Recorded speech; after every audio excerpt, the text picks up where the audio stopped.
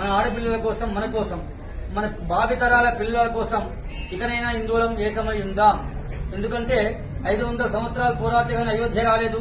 మొదలలో పెద్ద ఆయన వెళ్లి శ్రీకృష్ణ మందిరం చూపెట్టాడు ద్వారకలో. మనందరికీ కూడాను ఎక్కడ అంటే ద్వారకలో చూపెట్టాడు. కాశీ జ్ఞానవ్యాపిని చూశాము. ఇంకా చాలా ఉన్నాయి చూసేది. మన సాంప్రదాయాలు, సనాతన ధర్మాన్ని కాపాడే వాళ్ళకి మీ అమూల్యమైన సమయం వెచ్చించండి. వచ్చేవి ఎలక్షన్లు, ఓటు కోసమే బ్యాంకింగ్ చేస్తున్నారు. మన పిల్లలకి ఏం కావాలి? విద్య కావాలి. ఉచిత పథకాలు మనకొద్దు, బస్సులు ఎక్కలేము. ఇది గుర్తుపెట్టుకోండి.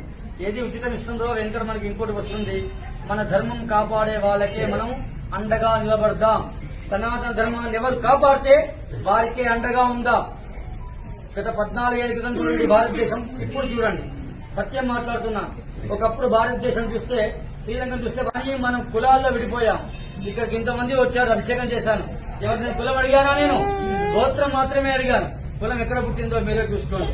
మనకు కావాల్సిన రిజర్వేషన్ లేని చదువు కావాలి. మనం అఖండ భారతం నిర్మించుకుందాం. ప్రపంచ స్థాయిలోనే భారతదేశానికి కర్మభూమిగా, వేదభూమిగా గుర్తింపు ఉన్నది. దీన్ని మనందరం కాపాడుకుందాం. పాశ్చాత్యక పోయి ఉన్న సంస్కృతిని ఎవరు నాశనం చేయకండి. మన సాంప్రదాయం చాలా గొప్పది, తెలుసుకోండి. మన పిల్లలకు తెలపండి. మన విద్య కూడా ఒకప్పుడు వేరే వారి చేతిలో ఉండేది. అందువల్ల అక్బరు, బాబరు వీళ్ళందరూ మనకు వచ్చారు. మనల్ని పరిపాలించిన రాజు మనకి ఎవరికీ తెలియదు. ఇంకా సీతమ్మ తెలియదు, ఇంకో అమ్మ తెలియదు. ఎవరో తెలుసు. మత మార్పులు చేసిన వాళ్ళందరూ మనకి బాగా పరిచితులు అయ్యారు. కానీ ధర్మాన్ని కాపాడే వాళ్ళకి మాత్రమే మీరు అండగా ఉండవలసిందిగా ప్రార్థన, రిక్వెస్ట్, నమస్కారం కూడా చేస్తారు. ఎటువంటి ఇబ్బంది లేదు. వేద పాఠశాలను రక్షించండి, వేదాన్ని రక్షించండి. గోమాత సనాతన ధర్మానికి వేసి ధర్మాన్ని గెలిపించండి. ధర్మ మార్గంలో ఉండండి. ఆ భగవంతుని యొక్క అనుగ్రహాన్ని పొందండి. దేవుడు లేదనుకుందాం. అమెరికాలో ఎవరో ఉన్నారు.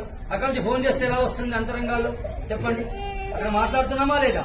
మనిషిని మనం చూడట్లేదు కదా, ఫోన్లోనే మాట్లాడుతున్నాం. అవునా కాదా? అక్కడ మనిషి అలా ఉంటే మనం సంతోషపడుతున్నాం.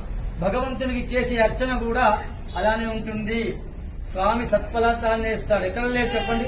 జలంలో ఈశ్వరుడు ఉన్నాడు, గాలిలో వాయులింగేశ్వరుడు ఉన్నాడు, అగ్నిలో అరుణాచలేశ్వరుడు ఉన్నాడు, జలంలో జంబుకేశ్వరుడు ఉన్నాడు, పృథివీలో కాంచీపురం పృథివీలింగం ఉన్నది, మరియు ఆకాశలింగం చిదంబరమై పంచభూత లింగమై ఈశ్వరుడే ఉన్నాడు.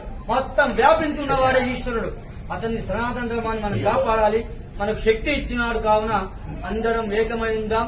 గుడికి వచ్చేటప్పుడు సాంప్రదాయ దుస్తుల్లో వద్దాం. ధర్మాన్ని కాపాడదాం. మన